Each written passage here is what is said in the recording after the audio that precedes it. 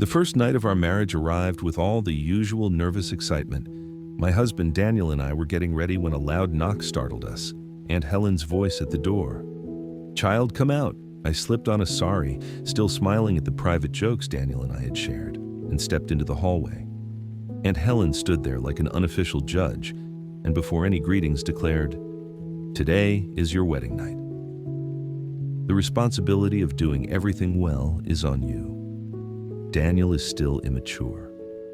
Her words should have been a blessing. Instead, they landed like orders. She added, almost as an afterthought, "Give me a grandson or granddaughter soon.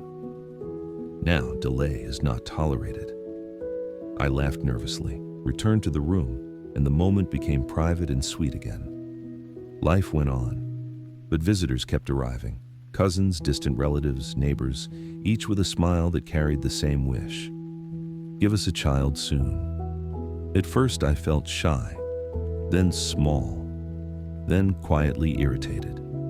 After 6 months, the chatter and the pressure at home wore me down.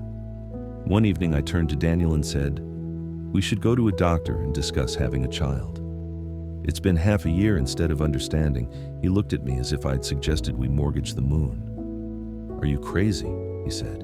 "We spent so much on the wedding. A child is a heavy responsibility. Let people talk. Listen, then let it out the other ear."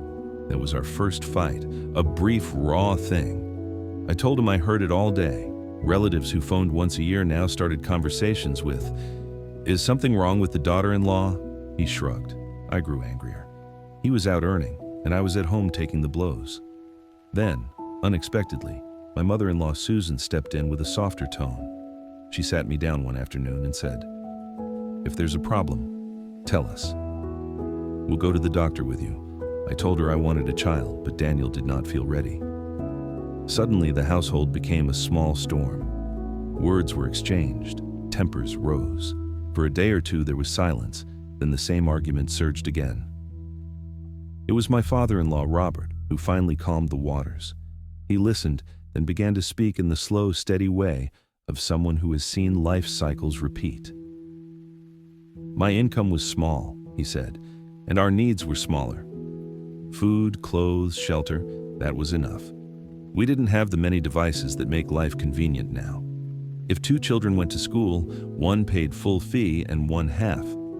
Today, every child needs many things the school sells at higher prices. The world cost less than." He painted the past clearly, not to glamorize it, but to point at a fact. Costs have changed. He talked about water and medicine, about phone recharges and motorcycles, about how once rare outings are now frequent.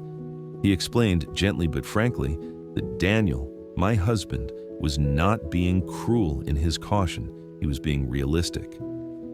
"Daniel wants to earn well before he becomes a father," Robert said. "Parenthood is beautiful, but raising a child well requires preparation. If you rush the timing, you may find yourself older and wondering where the years went." After that talk, the relentless questions quieted. Daniel listened. He began to save. We planned. We decided things together. 2 years later, when we welcomed our daughter Lily, the joy in the house felt different, steadier, built on a choice we had made together, not on pressure from outside. Everyone raised her together. Aunts taught her little songs, grandparents told stories, and the house hummed with a shared purpose. I learned many things from those months of noise and quiet.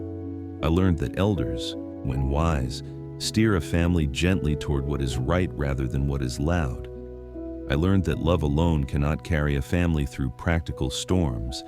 It needs honest conversation and responsible planning. And I learned that patience, the kind that understands context and cost, that respects another person's fear and timing, can keep a house whole.